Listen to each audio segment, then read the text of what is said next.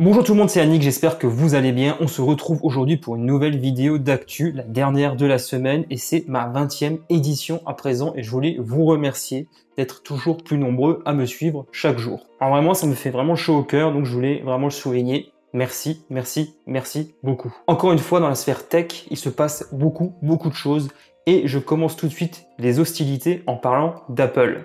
Vous le savez, l'innovation est un moteur extrêmement important pour arriver à se démarquer face à la concurrence féroce, notamment dans le milieu des smartphones, et Apple est en train de travailler visiblement d'arrache-pied sur l'un de ses futurs projets, l'iPhone pliable. On en parle régulièrement, d'ailleurs on le sait déjà, je l'avais déjà annoncé dans une vidéo précédente, Apple a passé commande auprès de Samsung pour avoir pendant au moins un an un certain nombre d'écrans pliables OLED afin de créer des prototypes. On a de plus en plus d'idées sur ce à quoi va ressembler cet appareil. Il est conçu en fait sur un seul écran pour pouvoir en fait donc se transformer soit en mode smartphone ou en mode tablette. Ça c'est des choses qu'on a déjà aperçues dans plusieurs brevets.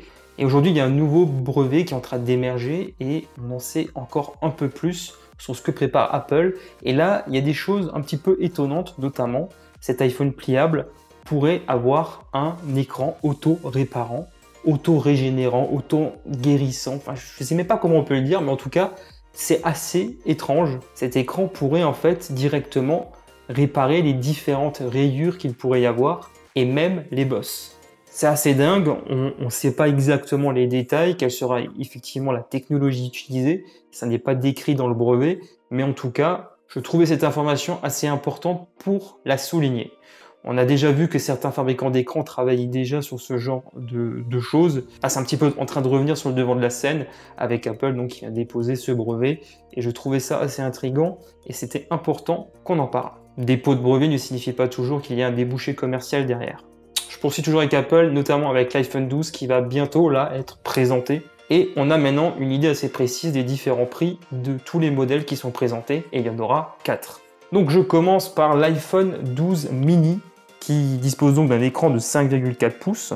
Son prix de départ sera de 649 $. L'iPhone 12 standard de 6,1 pouces, lui, commence à 749 $. L'iPhone 12 Pro de 6,1 pouces, lui débute à 999 $. Et enfin, l'iPhone 12 Pro Max de 6,7 pouces sera proposé à partir de 1099 $. Bon, inutile de vous dire que Apple va probablement conserver ces prix-là en euros lors du lancement de ses futurs smartphones. Je poursuis à présent en parlant hardware. On va s'intéresser à AMD qui travaille en tout cas d'arrache-pied pour préparer le lancement de ses futurs processeurs reposant sur l'architecture Zen 3. On en sait désormais un peu plus sur le Ryzen 9 5900X qui dévoile un petit peu ce dont il est capable. Ainsi, on apprend via CPU-Z que le processeur dispose de 12 cœurs. L'image nous dévoile également des tests mono et multicœurs qui disposent de scores relativement impressionnants. Donc on note un gain de l'ordre de 15 à 25% par rapport au Ryzen 9 3900X qui est un processeur haut de gamme à 12 cœurs également. Malheureusement, la capture d'écran ne nous apprend pas non plus la fréquence de fonctionnement de ce processeur. Et nous avons malheureusement d'assez maigres informations à ce sujet-là. Les nouveaux processeurs Ryzen vont être dévoilés là, dans pas trop longtemps. Il faut dire qu'AMD est attendu au tournant, mais gardez bien à l'esprit que toutes ces captures d'écran, ces différentes informations qui circulent au sujet de ce processeur sont à prendre avec des pincettes, en attendant du moins l'officialisation, sans oublier les premiers tests qui seront établis avec ce processeur. Je continue maintenant en parlant 5G. Vous le savez, des smartphones 5G, il en sort presque toutes les semaines. Sauf que on ne peut pas encore vraiment utiliser ça chez nous. Les choses vont très certainement changer très bientôt. Les enchères viennent de se terminer et donc les 4 opérateurs ont pu accéder à plusieurs blocs de fréquences. Comme le souligne Univers Freebox, il y a eu 3 jours d'enchères avec donc les différents protagonistes que sont Orange, Bouygues, SFR et Free qui ont ainsi obtenu un nombre définitif de blocs pour accéder à la 5G. Il y a eu au total 17 tours pour acquérir donc des blocs de 10 MHz chacun. Je souligne au passage que l'État empoche 2,8 milliards d'euros avec cette opération. Au final, Orange se retrouve avec 4 blocs de fréquence, SFR en obtient 3, Free et Bouygues en obtiennent chacun 2 de leur côté. Il y aura également une autre enchère un peu plus tard qui consiste en fait au positionnement des différents blocs de fréquence obtenus par chaque opérateur dans la bande des 3,4 à 3,8 GHz. Alors c'est particulièrement important cette enchère de positionnement parce que les opérateurs vont devoir batailler dur. Plus ils sont proches de l'extrémité, plus cela pourrait entraîner des interférences et donc les utilisateurs pourraient avoir une moindre qualité de connexion. Par la suite, l'ARCEP remettra donc les différentes autorisations à chaque opérateur qui pourront donc commercialiser des offres 5G avant même la fin de l'année.